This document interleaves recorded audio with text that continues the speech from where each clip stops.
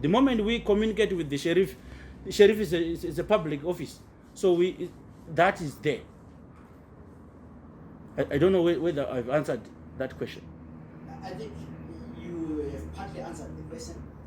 Since you are saying the document is circulated on social media. Correct. Are you at liberty to share with us the day? Not a problem.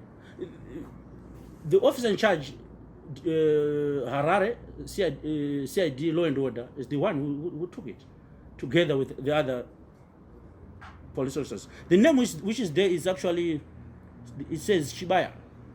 Yes, Shibaya. That's the name, and the number is there. So I think this one is I've managed to answer it, isn't it? Then the second question from Tafazwa is there a legal binding law not for you not to divulge the information? Is that correct? Whenever we do agreements or contracts, there's a clause called confidential clause, which is also crucial. Remember, a contract, the moment you breach a contract, it means someone can also approach the courts for recourse because you have breached the contract. But also, considering this case, the moment the police took over, we may be called as witnesses or accused persons or anything. You understand where I'm coming from? So you are not at liberty to just divulge information because, as I've indicated, you are now you will be affecting the administration of justice. How? Because the matter is still before the police. They are doing their investigation. So let them do their investigation. We don't want to affect the investigation. What if we divulge a name and the person skips the jurisdiction of the courts? But we are not saying we don't want to divulge the name. We don't have the documents which were requested for now. The documents are within the hands of the police, which we believe that they are safe. Why are people worried when we are telling them who took the papers and what is happening? Why are people worried? And by the mere fact that one reported to the police, it means you are trusting them, isn't it?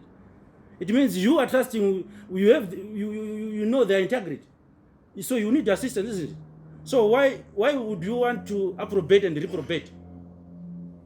We think if you make a report, the police and the state are your lawyers. They are the ones who assist you. If you go to court, the state is your lawyers. So we believe we did what we were supposed to have done at the given opportunity. Then there was another question as to whether or not maybe this fiasco affected the business of Impala. I had the opportunity to meet with the marketing team as well as the general manager. We are not seeking sympathy from people, but we want to tell the truth, isn't it? The truth is something which is balanced. It's a two-way traffic. Let's come to, there are some business entities whom we were dealing with. Those people maybe are sensitive clients because maybe they deal with human rights activism. So, obvious, they will need answers from us to say what happened. And these are the answers which we are giving them. But we can't say they've shunned us. But sometimes, bad publicity sometimes is a blessing in disguise. I'll tell you that from abroad we were being called more than before COVID. I'll tell you that individually in Zimbabwe we are being called more than before. Not saying what happened is good for us. We don't want it. But somehow, that bad publicity gave us an edge. We know that some other competitors were also part and parcel of those who were saying Impala should fall. But as far as we are concerned, we are still there. We also know of those who were, I think they went to Google, gave negative comments. We were on 5 stars. They reduced it to 2.7. Surely they were working. Impala must fall, Impala must fall, Impala must fall. But that's the consequence of the business. That's the consequence of the business. But we don't want to lie. We are now known, not on bad things, but those who then go back and read about us, those who then go and search about Impala, they will tell you that this is a good company. This is a good company. Those who know what we do, they will tell you our image. And we are not only in Zimbabwe, we are all over the region. Go to South Africa, you find us. Go to Botswana, you find us. As we speak now, our CEO is in Ethiopia, launching the same thing. So, as I've said, it's something which is balanced. There's another question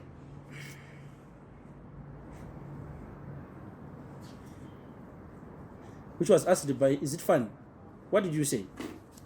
I said, what are you going to do on the welfare part of Sister One? Thank you so much. That's a good question, Fanny. As an organization, it's clear that we are involved in philanthropic work. We do assist several people, and even if you go to our page, you will see how we were doing it, and it's in the pipeline. Actually, we were talking with the relevant department of this office, and we believe that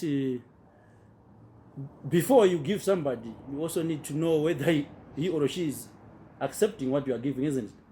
So we need to first approach the relevant people from his side and do our pledge.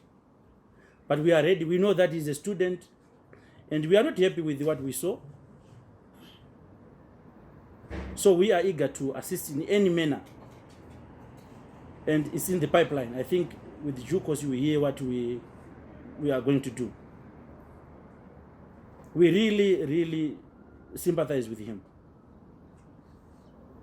That's all what we can say on that. Then there was another question from Tawanda. Maybe you can assist me, Tawanda. You said about the follow-up to the police. Yeah. What was your question? Did you make any follow-up? To the police. Yes. The first thing, Tawanda, is we are not police officers. We are a company who do hire cars. Police officers are the ones who have the jurisdiction to do investigation.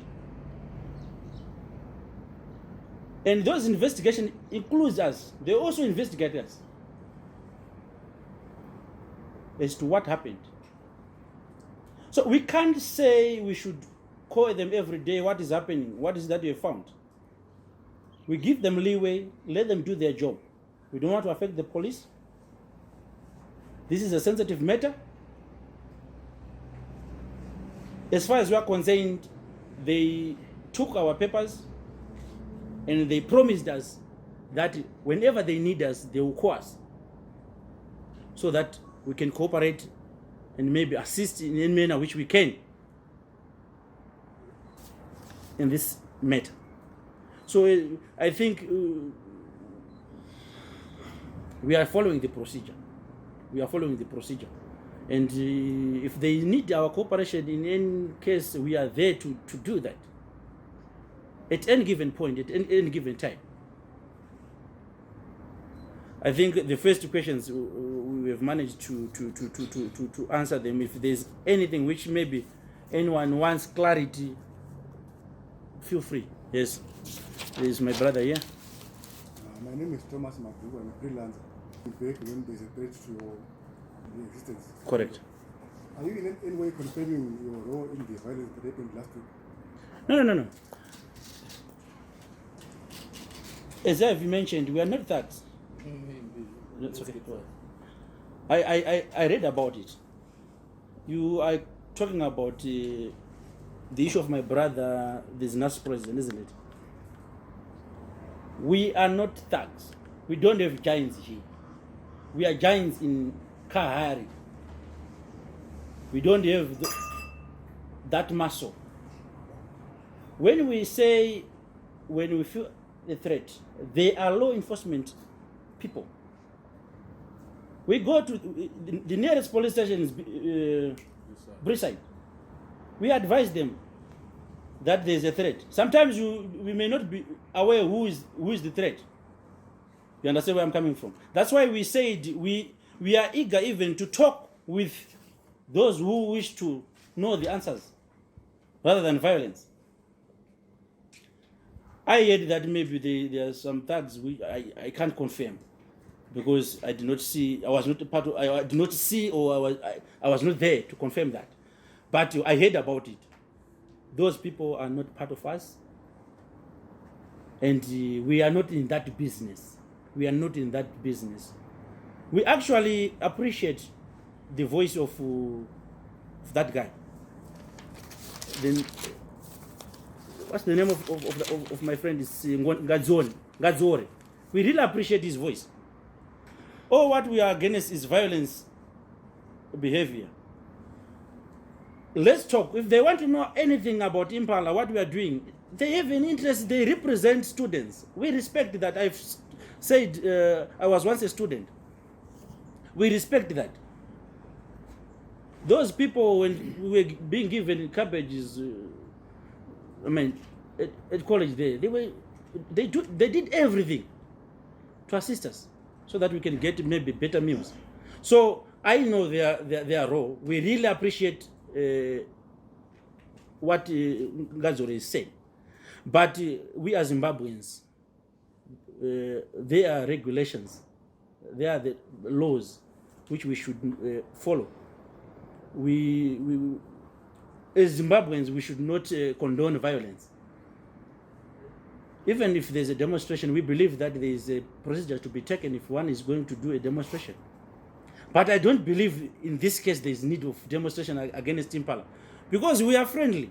Being in tourism business is not, it's uncalled for to be violent. You need to deal with clients in a way which is friendly. Same to those who have questions against us. Our door is open. We never received any letter from Zinasu. We respect them. If they have issue, we are eager to talk to them. We are eager to share with them. That is, if we can share. But now to condone violence, we don't condone violence. I think everyone who is level-headed, everyone from all walks of life who is a Zimbabwean, nobody wants violence. Even at your home, you don't want violence. So we have properties here, we have cars, we have buildings. We need to protect them. If we hear of maybe a threat, we don't hire thugs. We tell the police that this is what is happening. They will assist us. They will assist everyone. So I think that's my answer. Yes. Okay. My question is Impala, what have you done to add extra security to the cars so that you know what they are being used for by your clients? Because earlier on you said that the car in question had no tracker. People can take advantage of that loophole and come to Impala to use your cars for any other criminal activities out there which may potentially harm your image. So what have you done, or what are you doing to get that? That's a very critical question posed by my brother here. You know what? As I've indicated, that sometimes maybe someone would want a client, maybe an organization, may want 10 cars Ranger, but maybe we have 7. So we cannot say to the client we don't have the cars. We will do everything in our power to make sure that we supply the needs of the customer. So maybe that's when we will have those loopholes as I've indicated. But we had a meeting. You know what? That's why we said, I don't know whether you want me to identify the measures in terms of protecting our cars or the measures in terms of alleviating people not to use our cars in criminal activities. Because as far as I'm concerned, if you hire a car here, as I've said, we don't have the power to control where you are going with that car and what you are doing with it. We don't have that power now. So, one other thing which we were working on is on our agreements to indicate that whenever you hire a car and you use it in criminal activities, you are liable, and we are going to divulge the information. It was not part and parcel of our contracts, but it's one other thing which we found that for public in order for us to protect the public, we should put that clause in the agreement to say, if you hire a car from us and you use it in criminal activities, number 1, we are going to divulge the name. Number 2, we are working with the law enforcement agents to make sure that you are answerable to whatever you have done with our car. And I think that was a clause which was not part of our contracts. It was actually a loophole. So I think we are going to do that. Any other question, which is important pertaining to this matter? Maybe the last one. I'm sure we are exhausted. Is the car in question still in your possession? And also, is the same client hired more cars after the Muchehiwa incident?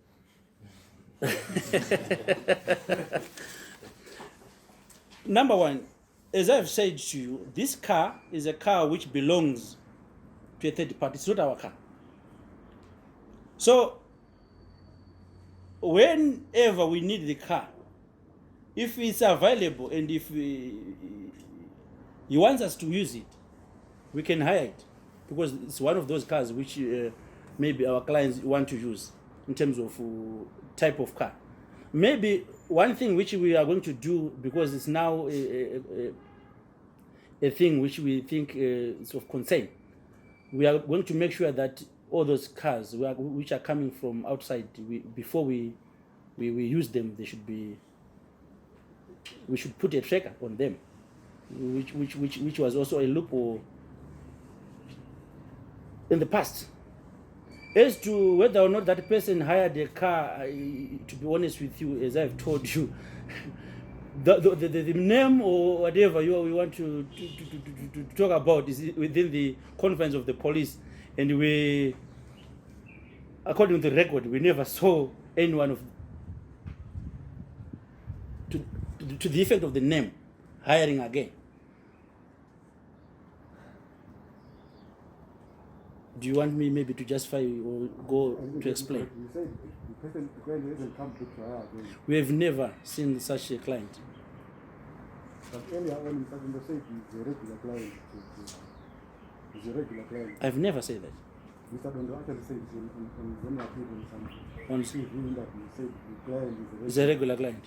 I cannot confirm or deny what Mr. Dondo said, but there's nothing bad. If surely Mr. Dondo said he's a regular client, it shows that we are working with the utmost good faith. It means that we are really eager to assist, and we are assisting. The confirmation by Mr. Dondo that is a regular client, it means it is within the command's power to assist with such information.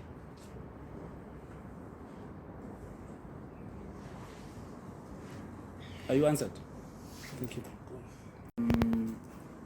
Mudimu Law Chambers. With me here is Mr. Ngube, our chairman for Impala Car Rental. Thank you all for coming to this press brief. Our main concern is to give clarification concerning the case of Tawanda Muchehiwa, what we are doing. Everyone is aware that there is a car which we confirmed that it's ours, which was circulating in the social media in the case of abduction of one Tawanda Muchehiwa. And that led to us to give a press statement, our initial press statement, which we gave. I believe everyone saw that press statement. And the gist of that press statement was that we are ready and we want to assist in any manner to the law enforcement agency so that Tawanda may get the justice which he deserves. That was our press statement's gist. A follow-up to that, our Mr. Thompson Dondo, who is the CEO of this company, also went to Brisside Police Station. The reason being that he wanted to know if he can make a police report or what was the best way to clear Impala in this mess. And he was advised that he is not a complainant, and if there's need, they will call him. A follow-up to that, we were then approached by the police from Law and Order. There is a matter which was reported in Bulawayo, and the complainant is Tawanda Muchehiwa, and the offense was kidnapping. So the police wanted information from our side.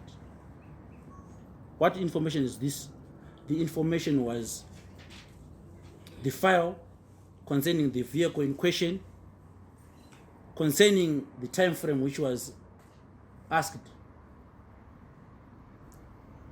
And to fulfill our promise which we undertook on our initial press statement, the file was given to the police.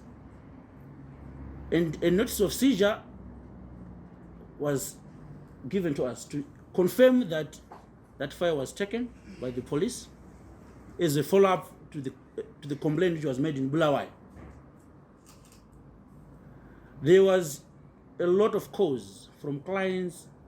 Some of the clients are big clients who also do human rights defending.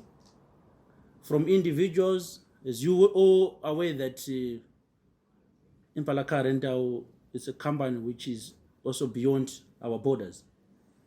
So from all walks of life, we were being called to clarify what is happening or what is it that you are doing. I want it to be on record that according to us, Muchehiwa took two methods. What do I mean? He chose to go the criminal way by reporting his matter. He also chose to go the civil way by doing an application which we call Anton Pillar, and he got a court order, a provisional court order. On that Anton Pillar, the funny thing about it is you don't advise the other party about it. So we were surprised after already we gave the police the documents. There was sheriff here who requested for the same documents. But on that court order, there was also a part of the tracking system, which the sheriff was requested to get from us. Unfortunately, I want to elaborate on that because that's the main question which people are asking. People are saying Impala being stubborn. People, Impala are frustrating the processes because they don't want to release the documents or the tracking system. When Sheriff came to this place, it was after the police had already collected the documents in question. And the sheriff went on to check the vehicle in question, and we advised the sheriff that that motor vehicle was hired from a specific person. It was outsourced from another person. So as for the trackers, that motor vehicle didn't have a tracker. We wrote a letter to the sheriff also confirming the same position, that the documents were seized by the police, and we gave the sheriff an annexure to that effect. And I saw those documents were circulating also on social media. So to us, the question of, are you going to release those documents? Or the question of, is the tracker or the tracking system going to be released, was answered. And we are going to repeat this. The information concerning that vehicle was given to the police upon the complaint which was made by the victim in Bulawayo. And we believed by so doing, we were doing justice to the victim as well as to the world at large. There is also a question which is being put to us as to the confirmation of the provisional order, which I'm talking about. There is an issue where it's being said, why did you go on to oppose that application, which is before the courts? I want to put it straight to the world. The notice of opposition is only done when you are not in agreement with the amendments being made in the application. So when there's an application and there's a founding affidavit which is saying something which you are not in agreement with, we oppose to that. We tell the court the correct position of that statement. For instance, with me here is a purported press statement which was attached by Muchehiwa, Mr. Wanda, in his founding affidavit to say, actually his application hinges on that press statement. But to us, that press statement is actually sarcasm. It's actually ironic. I want to show the media here. This is the statement they are talking about. This is the statement which they are relying with. It's said here it's Ferret car rental. Here it's Impala car rental. There's, I think it's a Kate, which is here. As you all know that we use this animal. This is the Impala which we talk about. Down there it says every hire is a evil one. This is the statement which they annexed in their application to say this is the official statement from Impala. This is wrong. This is the application. You see. Case number is 1489 of 20. Bulawayo Court. So, we can't keep quiet and say we are consenting to that order when we all know that this is wrong information. This is wrong information. We have to tell the court that this is wrong. That's why we opposed. But the world is not aware of this. Further to that, we opposed. Why? Because we were not in possession of the so-called documents. And one element which is also required for us to give to the court is whether or not we are in possession of those documents. So if we are not in possession of those documents, we have to advise the court through the notice of opposition that we don't have those documents. And we have to clarify where those documents are, if ever you gave to anybody. And we did. Even in our notice of opposition, we clarified. Even in our letter to the sheriff, we clarified where those documents are. And there are several issues which come into play if documents are taken by the police. There are now exhibits. What happens to exhibits? Exhibits are protected.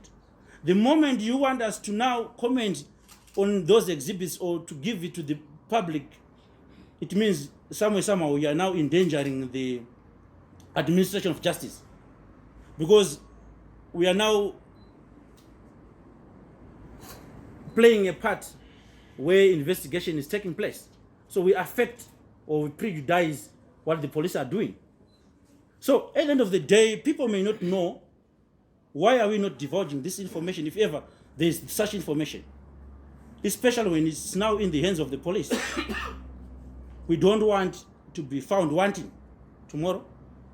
Also, we are put in a precarious position. If you read this application, you hear that Muchehiwa wants these documents to come after us. So maybe it's to sue us for whatever. We don't know the reason why they would want to sue us. But you should also take into consideration such vehemence. There is also fear from our side that anyone, be it the hire of the vehicle, can also come after us to sue us. Let's not forget that this matters before the police, this matters before the courts. Let's assume that very person whom we divulge now is cleared by the courts, but we gave to the public his name without his consent. What will happen to us as a company? Obviously, we are giving loopholes for somebody to claim millions from us. So there are several interests which we also need to protect in this sensitive matter. There is this issue also of my brother Singadzori from Zinasu. I think whenever you hear his name, there is also Impala must fall. We never received any letter or any communication as Impala from Zinasu. I was once a student from University of Zimbabwe. I really appreciate the work of those guys. They represent students, which is good. But to then say, Impala, you are not doing justice to the case of Muchehiwa, I think it's unfair, especially when you did not come to us or maybe have a meeting with us to know what is happening behind the scenes, or to know what steps we took. You know, leave that to the courts. We will leave that to the police to do their investigation. So people should also have kids' glove towards us. People should know that we are not a mafia company. I think we all know the owner of this company, Mr. Thompson Dondo. Go and check his history. For the past 13 years, this company was doing a lot of things in terms of showbiz. There are a lot of young musicians who were assisted by this company. There are a lot of people, even in this era of COVID, who were being assisted when things were tight by this company. To then now say, just because your car was part of the cars maybe, which was seen on the CCTV footage, hence you should suffer. I think that's unfair, especially if you are brothers and sisters of Zimbabwe. We also want to highlight on the aspect of what is before the courts. I've advised you that Muchehiwa took two ways of doing his things. We believe that the police and Muchehiwa, in any manner, they are going to get the documents which we gave them, because this is a matter which he reported. And to put a fight to us right now is unfair. It's unfair.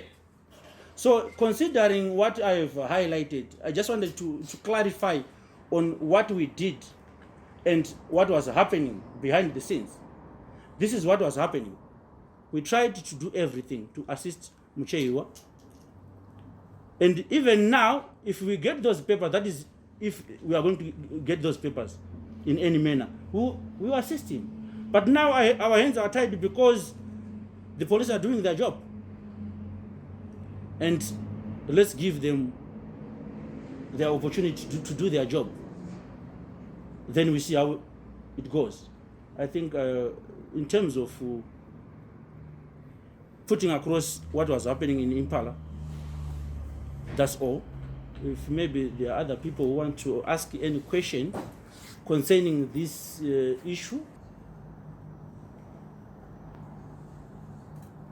Thank you so much. That's a good question again. Yes. Good afternoon, ladies and gentlemen.